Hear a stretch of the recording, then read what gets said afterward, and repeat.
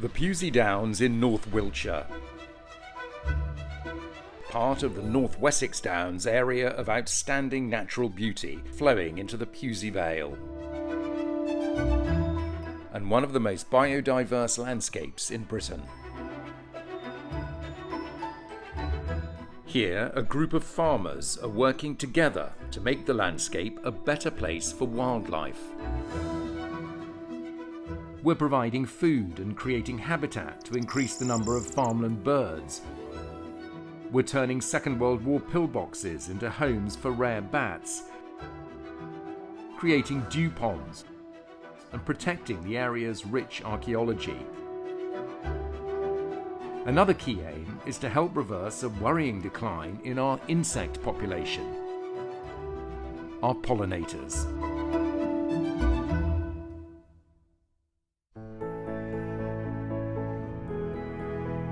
In the UK, when we think of pollinators, we're primarily talking about insects. So things like your bees are a really important group, but also things like flies, moths, butterflies and beetles. Pollinators are really important for food production. A lot of our plants wouldn't be able to reproduce without them there to pollinate. So it's really important, but not just from a commercial farming perspective. In our crops, 80% of our plants rely on pollinators to reproduce. So semi-natural habitats would be in real trouble if we didn't have pollinators.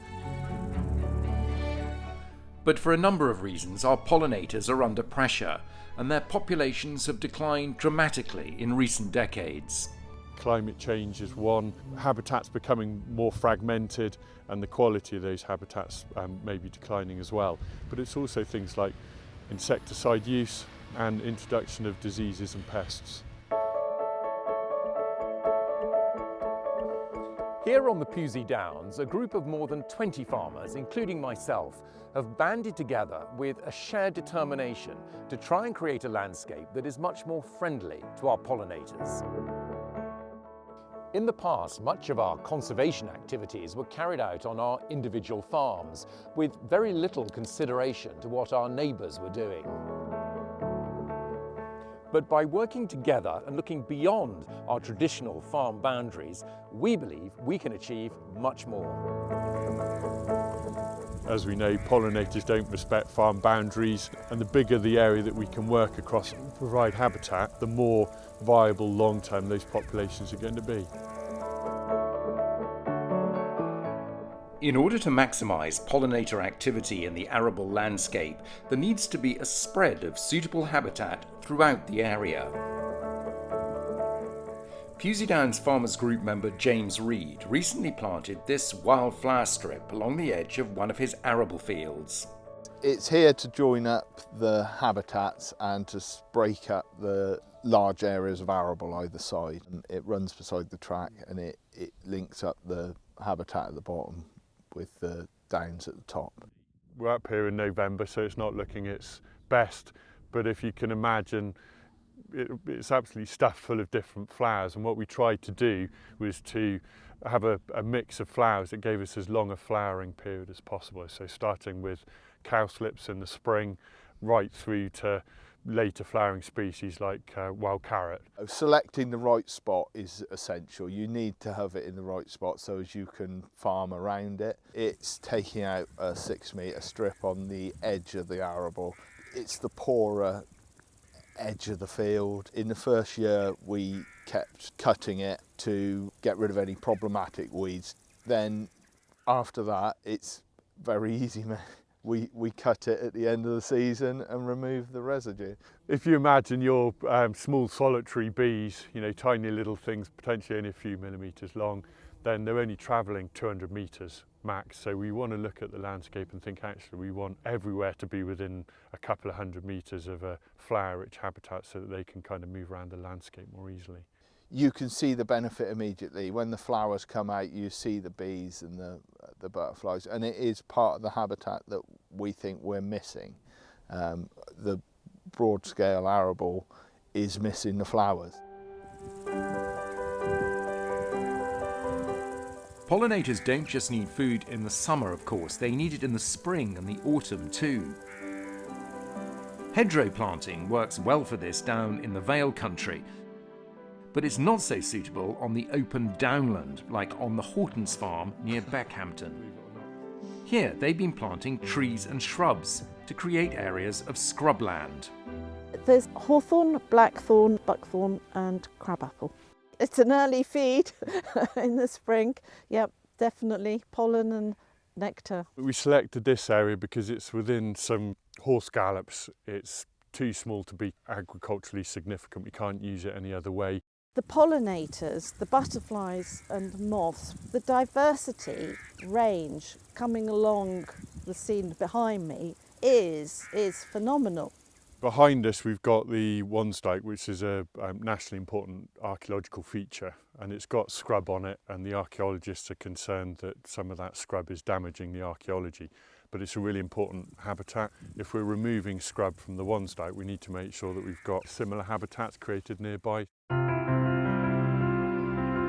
But it's not all about food sources and breeding grounds for pollinators in the spring, summer and autumn. In winter, they need somewhere to nest and hibernate. Areas of tall tussocky grass are ideal for this, like this 3-acre block on David Butler's farm near Pewsey. We are standing in a field corner at the base of Martinsell Hill, which is the big bit of chalk downland behind us. And back when we went into high level stewardship, we had to identify quite a few field corners on the farm. This was an obvious one. It was an unproductive bit of ground. It's quite thin soil here, and I've always enjoyed seeing how the field corners have developed. In terms of pollinators at this time of year, it's actually going to benefit a huge range of them, and they'll be using different parts of this habitat. It's quite a structural habitat with all the tussocks and things like that. You might get the carder bees making nests right in the bottom of the tussocks, and other insects, things like spiders and stuff, overwintering. But equally, where you've got the dead stems of hogweed and things, that they might be utilising those just to go over winter.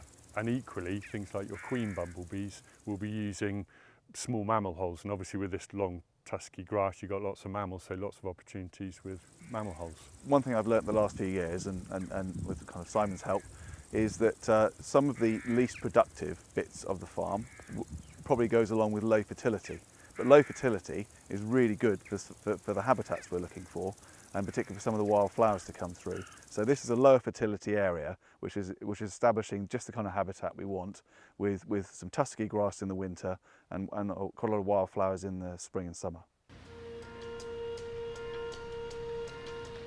The Pewsey Downs Farmers Group covers around 8,000 hectares of land. One of the great advantages of working across our farms is that we can manage the land for pollinators across a larger area.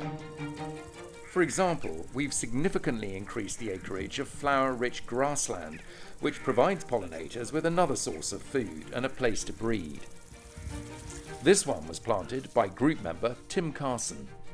I took literally a bit out of 3 fields that we got here to join up Woodborough Hill, which is behind, and in front of you you've got Picket Hill, which belongs to my neighbour, and basically you're joining up 2 green areas, making it one. Here what Tim Carson has done is to revert a piece of the arable back to chalk grassland, and that provides a corridor for wildlife to move around in between the 2 areas, but also because he's done it on quite a big scale, it's really increased the area of habitat, so it's bigger and more joined up.